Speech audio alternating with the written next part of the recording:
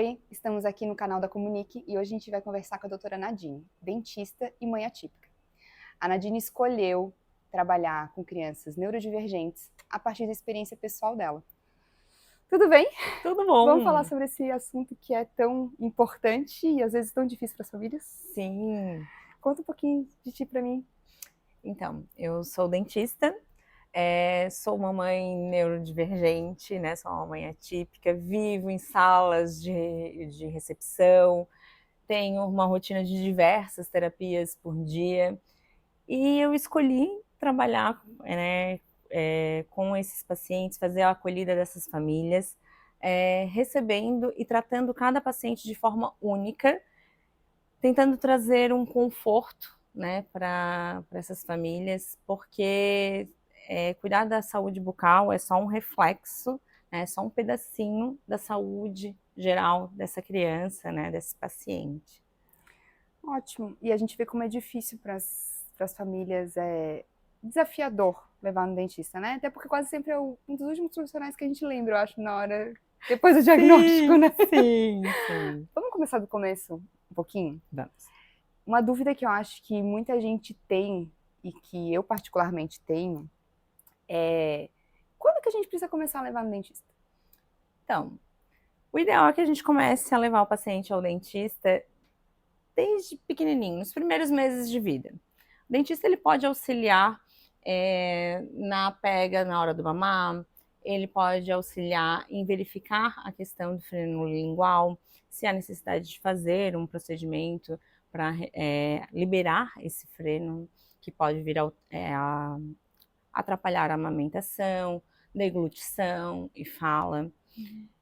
O dentista vai poder também orientar sobre quando vai nascer os primeiros dentinhos, a cronologia correta, quando que a gente pode, como que a gente pode aliviar esse desconforto causado pelo pelo irrompimento dos primeiros dentinhos. A gente também, que é o responsável por observar algumas maloclusões devido ao uso de bico, chupeta, mamadeira, as cáries Dedo. provocadas por mamadeira, chupar dedo. Então a gente vai orientar as famílias, né? Então essas primeiras consultas elas são muito mais de orientação, orientar a higiene, como fazer ela, como ir adaptando esse bebê lá para quando surgirem os primeiros dentinhos, como fazer. Higiene desde antes de ter dente? Então, a gente recomenda a higiene com uma gazezinha, né, removendo aquele restinho de leite que fica na boquinha do bebê. É saudável que a gente faça isso para que não crie uma saburra, fungos, sapinho, né, vulgo sapinho.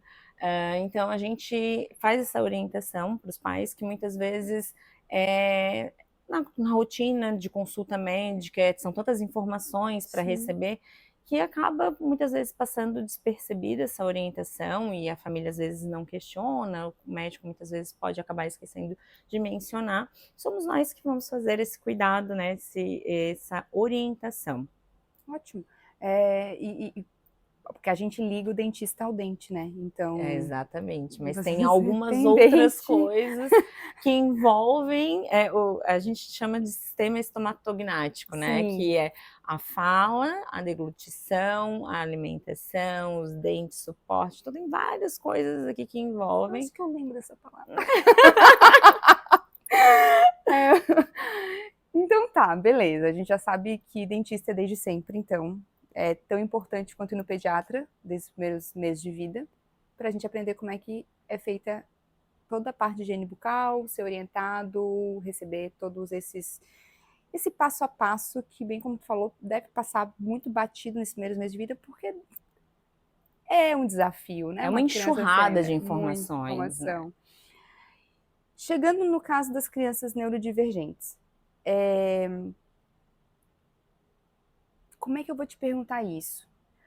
Como que a gente prepara uma criança para ir para um consultório dentista? Porque assim, é diferente de ir para o consultório da fono, da psico, da TO, de ir no médico. A boca é uma coisa muito íntima. Sim. Sentar ali naquela cadeira, luz, instrumentos, você não tá vendo o que a pessoa tá fazendo na sua boca. E a gente sabe que são crianças com rigidez de comportamento, com dificuldades sensoriais, que muitos dos pais relatam que não conseguem escovar os dentes deles em casa. Como é que começa esse processo e qual que é o papel do dentista nesse processo todo? Que devem ser muitos, né? São. Então, assim, eu tenho o hábito de, no momento que eu vou agendar a consulta com o paciente, já trazer alguns questionamentos, né, no paciente, seja ele neurotípico ou Neurodivergente ou neurotípico? neurodivergente ou gente, Neurotípico. neurotípico. Nem parece que é mãe. Então, assim, eu tenho esse hábito de trazer, né, quais são as necessidades, né, o que a família está procurando naquele momento, de entender também qual é o hiperfoco, né? A criança está sempre com alguma coisa que está mais em alta no momento. Nesse momento ele gosta mais de super-heróis, ou nesse momento ele gosta mais de carrinhos, ou agora estamos no momento unicórnios. Tentar trazer, entender qual é esse hiperfoco do momento. Quais são as sensibilidades? Não suporta barulho, a luz, o que incomoda mais? Porque daí eu tenho uma prévia do que esperar, do que eu posso já me prevenir na primeira consulta. E essa primeira consulta eu faço com o paciente para realmente acolher a família, entender, né?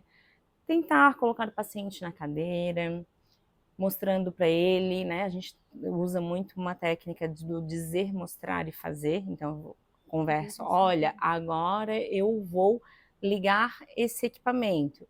Aí eu mostro o equipamento e aí eu vou acionar o equipamento. Então, é uma técnica que é muito utilizada na odontopediatria e que é um reforço muito interessante para que ele se prepare para o que vai acontecer. Existem outras formas, às vezes eu utilizo um tablet para mostrar quais são os equipamentos que eu vou ter lá dentro, às vezes um paciente está um pouco resistente a entrar no consultório, faço essa triagem já ali na recepção, e eu digo, olha, lá dentro eu tenho isso, vou mostrando coisas que eu tenho lá dentro. Outra técnica que eu utilizo muitas vezes é mandar alguns videozinhos para os meus pacientes ali pelo WhatsApp. Olha, mostra como é que funciona aqui uma consulta. Então, eu tenho ali um videozinho de um paciente na primeira consulta dele, ele entrando, mostra mais ou menos como é que é o ambiente. Então, isso causa uma previsibilidade para o paciente. Palavra de ordem. E tudo isso vai trazendo um certo conforto. Eu tenho pacientes que a questão sonora incomoda muito. Então, eu tenho um fone de ouvido à disposição, mas muitas vezes os pacientes que já têm esse desconforto, ele já traz o próprio abafador, né? Ele já utiliza isso com muita frequência. Então, sempre que eu vou ligar algo que vai fazer barulho, eu comunico antes. Olha, agora eu vou pegar este equipamento. Olha só o barulho que ele faz, vamos ver? Sempre eu vou mostrando as coisinhas antes. Tem casos, inclusive, de eu atender sem a luz do refletor da cadeira, porque aquela luz, ela é incômoda. Eu utilizo óculos de sol para os pacientes, então tem uma diversidade de óculos de sol que eles podem escolher, de super-herói, de unicórnio, flores. Isso traz também uma questão de eles poderem ter uma autonomia, uma segurança. Nossa, eu estou escolhendo algo, né? Eu tenho algum poder aqui também. Disso daqui. Então, eles escolhem óculos, escolhem a cor da minha luva. Eu sempre tento trazer umas 4, 5 opções de cores de luva para eles escolherem.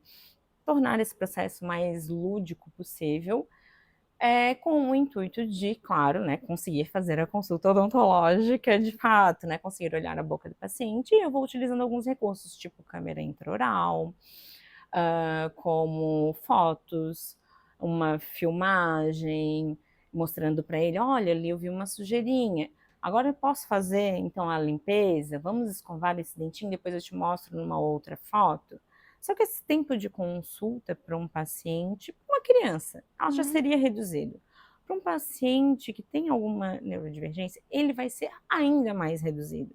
E isso faz com que muitas vezes a gente tenha que fazer a consulta picada, dividida em diversas etapas, que para os pais muitas vezes causa um certo desconforto, porque, nossa, vou ter que retornar lá 4, 5, 6 vezes. Mas a gente tem alguns benefícios. O paciente, ele cria um vínculo comigo. Porque se amanhã depois ele cair no chão, quebrar o dente da frente, ele vai vir comigo. Já vai Ele saber quem é a vai saber tia. quem é a tia que vai atender ele. Ele já vai ter passado outros procedimentos comigo. Ele vai ter uma confiança. Porque essa relação, ela é extremamente de confiança. De ele confiar, porque é uma área muito íntima, né? Então, assim, se ele não confiar, não deixar eu botar a minha mãozinha ali para olhar, não vai ter atendimento. Eu posso passar todas as orientações do mundo, né? Que não vai acontecer o atendimento se ele não confiar. E por isso, às vezes, eu faço uso, sim, de consultas de condicionamento. Então, pacientes que têm muita resistência, que já vêm de outros colegas, que passaram algum trauma, alguma experiência ruim, não conseguiram fazer, né, o atendimento, eu faço, sim, consultas de condicionamento, onde o paciente vem. A gente estipula uma quantidade de condicionamento, onde o paciente vai vir. Hoje eu tenho um único objetivo, que é fazer você sentar na cadeira. Então hoje você vai sentar na cadeira, eu vou subir a cadeira, vou descer a cadeira, vou acender a luz, vou testar toda a sensibilidade dele. Conseguimos, né? Ele tinha um paciente que tinha traumas, que não conseguia nem sentar na cadeira. Conseguimos na primeira consulta fazer isso. Ok. Então vamos para a segunda consulta, onde o meu objetivo é que ele escove uma boquinha, um manequim de mentira. Que ele faça isso, para ele ver o poder que ele tem. Ele tirando a sujeirinha, ele fazendo isso. Então, o terceiro dia, a terceira consulta, a gente tem um objetivo que é o fazer nele. Daí, às vezes, eu tenho que fazer em 2 etapas. Então hoje a gente vai fazer só o de cima, hoje a gente vai fazer só o de baixo. Ou, vamos Mesmo fazer que só os da sejam frente. crianças que em casa escovem os dentes? Mesmo que sejam crianças que em casa aceitam a escovação, mas que a escova do consultório, às vezes ele não aceita aquela do motorzinho, do barulhinho. Sim. Daí eu digo, então tá, então hoje quem vai escovar o teu dente sou eu. Eu sento aqui na cadeira, vou escovar com uma escova normal. E aí eu parto para uma quarta, quinta consulta para finalizar o atendimento, que é verificar se tem alguma lesão de cárie inicial, se tem alguma intervenção que a gente precisa fazer, se tem alguma má oclusão.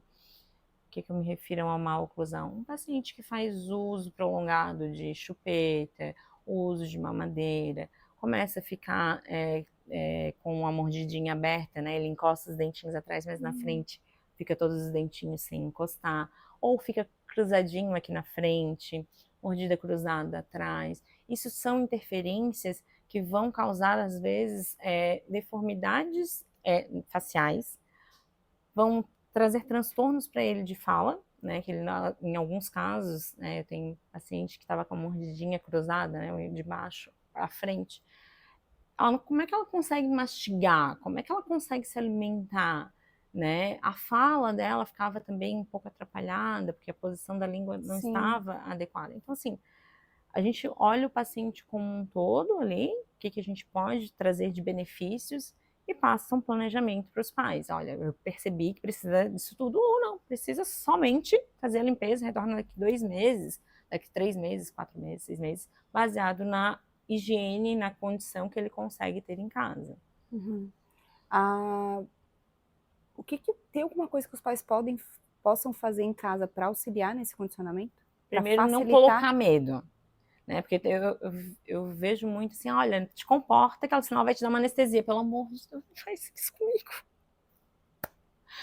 Não dificulta o negócio que já não é tão simples, não. Né? Eu brinco com meu filho, né, que ele tem as várias tias, né? Ele tem a fono, a psicóloga, nossa, tem muita tia. Ele diz que ele não aguenta mais tanta tia.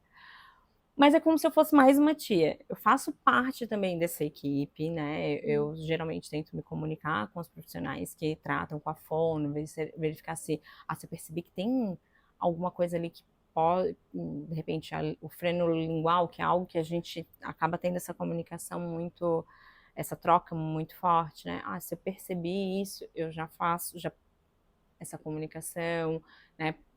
A gente vai tentando trocar essas informações. Nossa, fiz um atendimento, o paciente está com muita dificuldade, comunico até, eu sempre tenho o contato de toda a equipe que está tratando o meu paciente. Comunico até, olha, vamos tentar condicionar ele, é preciso que na próxima sessão ele consiga fazer isso. O que a gente consegue trabalhar aí em casa? Né? Mas assim, os pais nesse momento, se eles puderem não trazer medo, os medos deles, né? Então, porque eu fiz tratamento odontológico, 10 anos de aparelho, nossa, ir no dentista era... Não, é o teu medo, né? Não, que não seja, que a gente não leve isso para uma criança, porque ir no dentista e fazer tratamentos preventivos, que é basicamente uma grande escovação, uma limpeza, a gente vai ter uma saúde muito mais duradoura, uma saúde geral como um todo, porque Sim. grande parte das bactérias a gente ingere pela boca, via oral, né? Via oral. E a gente vai ter um paciente condicionado para ter autonomia no futuro. Sabendo que ele pode ir no dentista, que é um ambiente seguro. Porque, gente, eu recebo muitas vezes, eu atendo criança, atendo pacientes especiais, e eu atendo também adultos que não tiveram essa acolhida na infância, que tem muito medo. Muito medo. Eu achei que isso não existia mais também. Nossa, só que daí as sequelas são enormes. Porque vai quando já não tem mais jeito. Tudo, quando já não... Assim, para dar jeito, é um tratamento muito mais longo, é muito mais demorado. Ele vai sofrer mais, porque a criança ela tem os picos de crescimento, a gente pode fazer intervenções.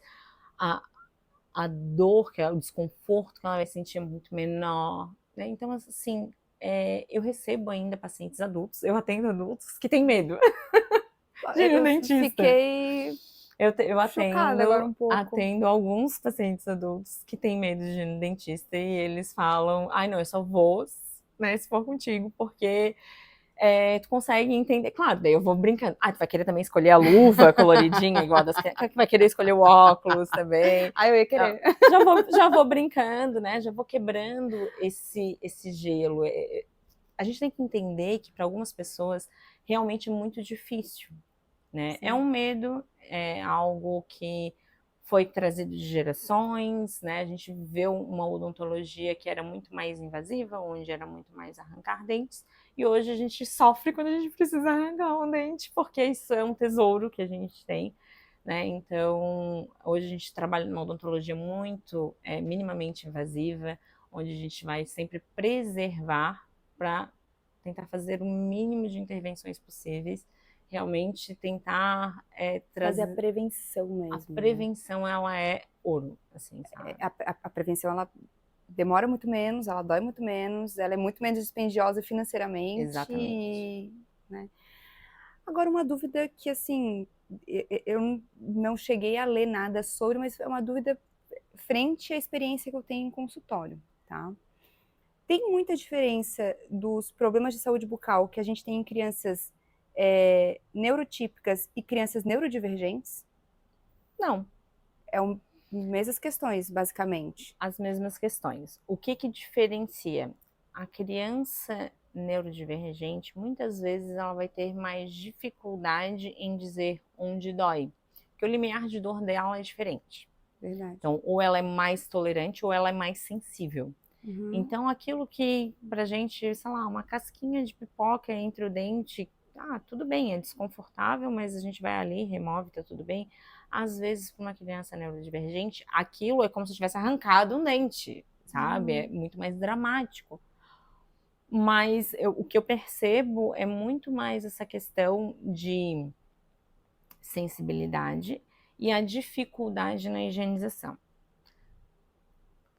90% dos pais relatam que tem dificuldade de higienização, seja uma criança neurodivergente ou não. O que acontece é que com a criança neurodivergente a gente já foi para terapia. Uhum. A gente tem uma rotina exaustiva. E tem dias que a gente escolhe a nossa briga. E eu falo por mim. Uhum. Tem dia que eu escolho a minha briga e hoje não vai ser essa briga que eu vou ter.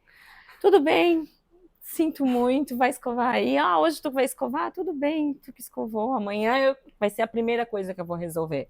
Amanhã quem vai fazer a escovação vou ser eu, vai ser uma escovação mais caprichada e tal.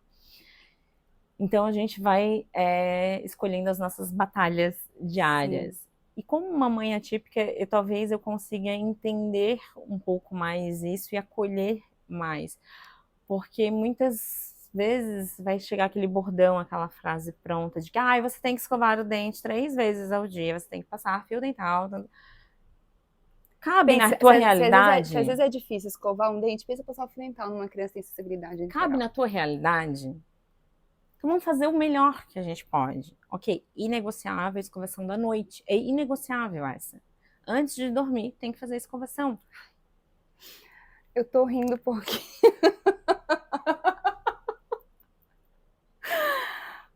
Discussão de consultório. Vai. Mãe, come antes de dormir? Ele janta. Escova o dente? Escova. E depois? Dei a mamadeira, daí dorme. Explica pra gente o que é a mamadeira antes de dormir. Este anjo dessa mamadeira. Porque daí assim, é a mamadeira antes de dormir e o antibiótico. Então, todo mundo fala, ele teve muita cárie por causa do antibiótico. Foi por causa do antibiótico ou por causa do açúcar do antibiótico? exatamente, do açúcar do antibiótico. O que acontece? Para se tornar mais palatável, né, os antibióticos, eles têm adicionados açúcares, né, na composição. E a gente, claro, vai escolher as nossas batalhas. Eu preciso dar o antibiótico, 7 dias de antibiótico, vai acontecer algumas vezes à noite, a gente vai ter que dar no meio da noite, vou lá dar na seringuinha do antibiótico. E tem criança que, se tu passar uma gazezinha, não vai se despertar. Mas tem criança que, se tu passar uma gazezinha, aquilo já perturbou o sono, não vai dormir. Acabou a noite. Acabou a noite, vamos escolher as nossas batalhas. Eu sou bem dessas, tá? Então, assim, a orientação seria que, deu o antibiótico, vamos escovar. Mas não foi possível, não foi possível. O que a gente vai fazer? Acordou, a primeira coisa que a gente vai fazer. A gente vai escovar e segue a vida. E a gente fala muito de antibiótico de crianças que tiveram histórico de infecções recorrentes também, tem Sim. isso, né? Não é uma vez ou outra que toma antibiótico. Né? O paciente que tem um histórico grande. A gente vai sempre tentar fazer a higienização ou controlar melhor o horário desse antibiótico, se for possível. Controlar o horário para que a gente dê antes da criança deitar, porque é de 8 em 8 horas, a criança dormiu, acordou, primeira coisa vai ser o antibiótico. Então, tem algumas formas de a gente contornar, mas, gente... Às vezes não dá. Às vezes não dá. Nós não vamos crucificar esse pai, essa mãe, essa família, por não conseguir escovar. Só que a gente tem que ter consciência do que pode acontecer. E não ficar chorando depois. Nossa, mas foi por causa do antibiótico, ninguém me avisou. Não, você está avisada, você está alertada. E aí você vai ter que escolher o que vale mais, né? Nossa, ele está fazendo um tratamento muito longo, precisa tomar antibiótico durante muito tempo. Vamos, então, ter que acordar ou controlar melhor o horário, vamos ter que higienizar isso de alguma forma. Com relação à mamadeira, a mamadeira, eu acho que ela é pior do que o antibiótico. O antibiótico, via de regra, ele vai ser pontual, né? Salvo alguns casos. Mas a mamadeira, ela é um hábito que ela é difícil de tirar. Ela tem um apego psicológico, emocional. É igual o bico. Só que o bico ele causa outros problemas. A mamadeira. E 90% da composição ali, das fórmulas que vem, elas têm algum açúcar adicionado. Ou a mãe vai lá e coloca junto um Nescau, e coisas afins. Então, assim, geralmente não é uma mamadeira de fórmula. É mais um reforço para a criança dormir bem. É o chameguinho para dormir. É o chameguinho. Então, assim,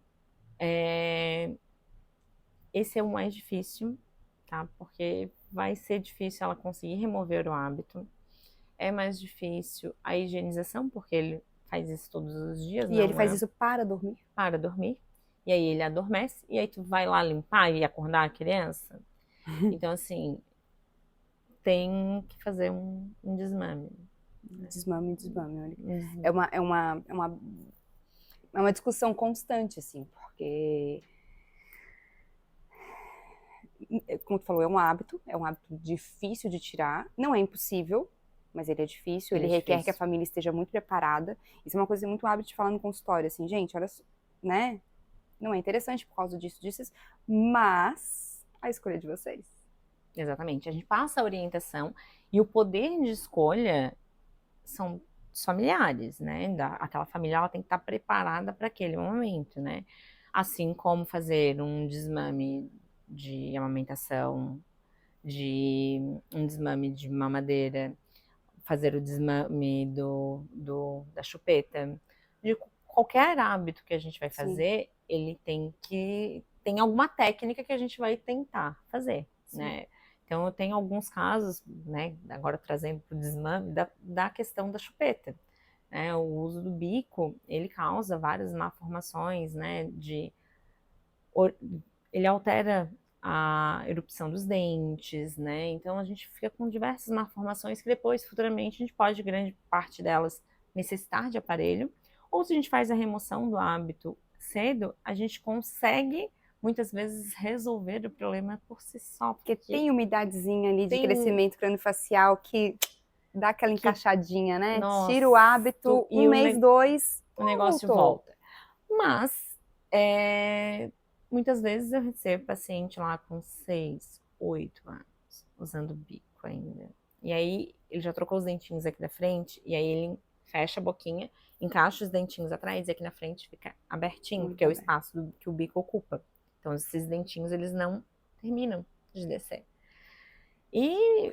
eles não terminam de descer. Eles vão ficar... no meio do caminho. No meio do caminho, né? Então, e aí, a questão óssea também vai se Eu achava alterando. Que era só questão óssea. Não, eles ficam paradinhos lá e automaticamente esse osso... Enquanto isso, assim, como fonoaudióloga, falando, a língua vai pra frente, empurra o dente. Exatamente. Tá assim, o bico tá respirando pela boca porque a musculatura não conseguiu fazer crescer, fazer a vedação correta, então só... E aí a gente cria um grande problema, né? Porque a gente também tem que entender que céu da boca, ele é o assoalho do nariz. O chão do nariz. Traduzindo no tudo a mesma linguajar bem popular. Então, assim, se a gente tem alguma alteração de respiração, automaticamente a gente vai ver alguma alteração na cavidade oral. E muitas vezes o paciente ele não percebe, e eu faço muito encaminhamento para o otorrino, o paciente não percebe que ele é respirador bucal, diz que já foi na otorrino diversas vezes, e eu digo, como? Porque ele não respira pelo nariz, ele só respira pela boca. E aí não adianta eu tratar...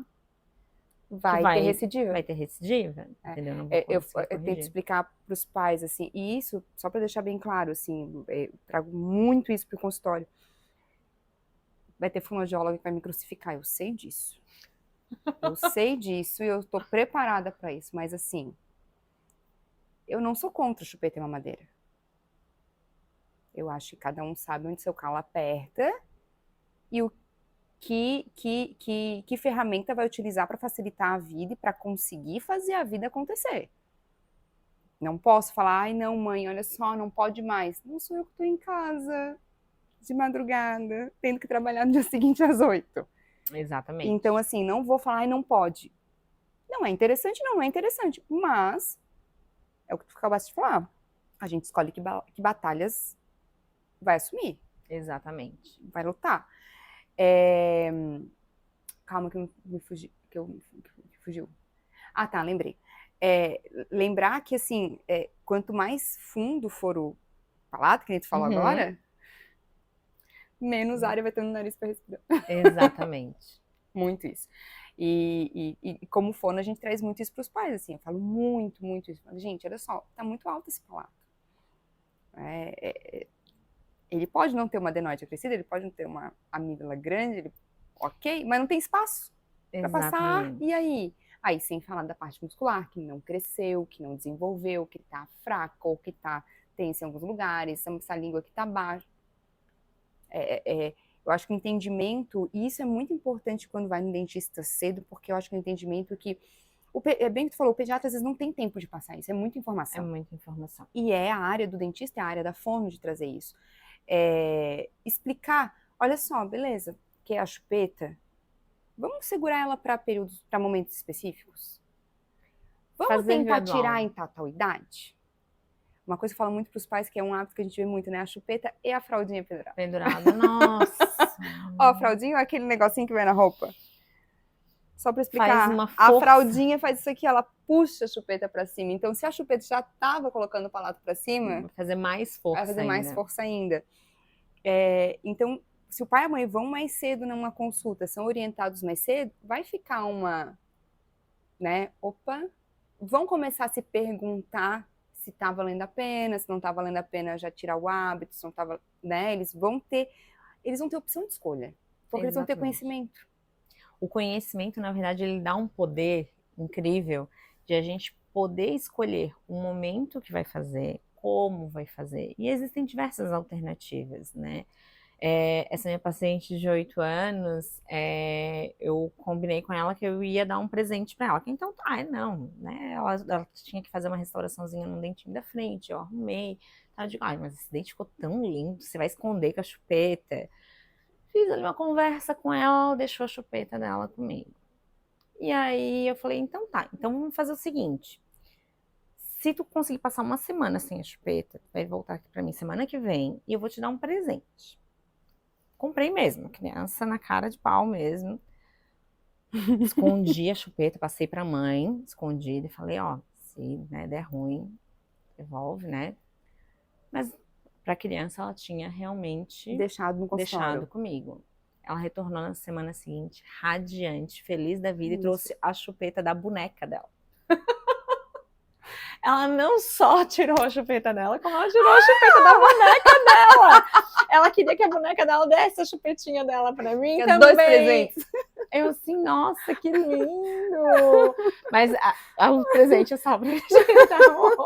A tia trouxe o presente, mas, né, ela, claro, ela gostou tanto e chamou tanta atenção, e claro, era só uma semaninha, mas eu fiz foto de como tava. E deu mudança? Deu uma pequena mudança, né, foi só uma semaninha, mas assim, aquilo pra ela mexeu com a autoestima. Era uma menina já de 8 anos, né, maiorzinha, e que às vezes foi só um pequeno estímulo, né, uma pequena conversa.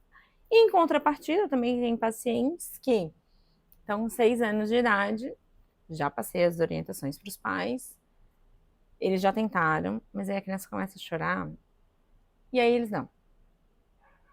E assim vai, tá indo, e eles já sabem, ela já tá com alguns problemas instalados, e isso, né, em algum momento, do jeito que tá indo, ela vai acabar levando para uma cirurgia ortognática. Tá? E assim, eu já tive essa conversa mais séria, e eu ainda não vi uma mudança, né? Eles falaram que reduziram, que agora é só à noite e tal, mas não, ela precisa tirar completamente essa chupeta, porque senão ela vai acabar no futuro, na vida adulta, precisando fazer uma cirurgia ortognática, porque a questão de crescimento ósseo dela tá ficando completamente descompensada. A gente vai perdendo tempo. Entendeu? E esse tempo é precioso e eu não consigo voltar. Não tem como. Depois que, me corrija se eu estiver errada, calcificou, né? Isso. Depois que calcificou. Depois que calcifica a sutura que a gente tem, né? Que é esse osso do céu da boca, vamos trazer assim de uma forma mais simplista. Ele, no meio, ele tem uma sutura que a gente chama, que é um encontro, que ele vem molinho, né? Quando a gente nasce, conforme a gente vai crescendo, vai ficando mais velho, isso vai se calcificando, vão surgindo pontos que vão se calcificando, e esse osso daí ele fica estável ali. Quando ele tem essa sutura aberta ainda, a gente consegue romper isso e corrigir algumas malformações que a gente corrige com essa questão. Mas a questão toda não é só a sutura calcificou, mas é o tempo de crescimento, porque a gente orienta um crescimento num sentido errado. Sim. Porque se ela está utilizando o bico, ela está orientando um crescimento gente, não é esse o perfil que a gente quer ter, né? Que quando a gente olha de lado, ela vai estar com um terço inferior, a parte de baixo, muito aumentada, porque vai ter um desencontro ali dos dentes, um encaixe incorreto, mas também o osso dela também cresceu num sentido que não era muito vantajoso. E levando isso para um pouco mais além, entender que crescimento de face, ele não é que ele é responsável, mas ele é um grande coadjuvante na nossa musculatura como um todo, assim. Sim. Essa musculatura aqui, face, pescoço, não tô falando besteira, né? Não.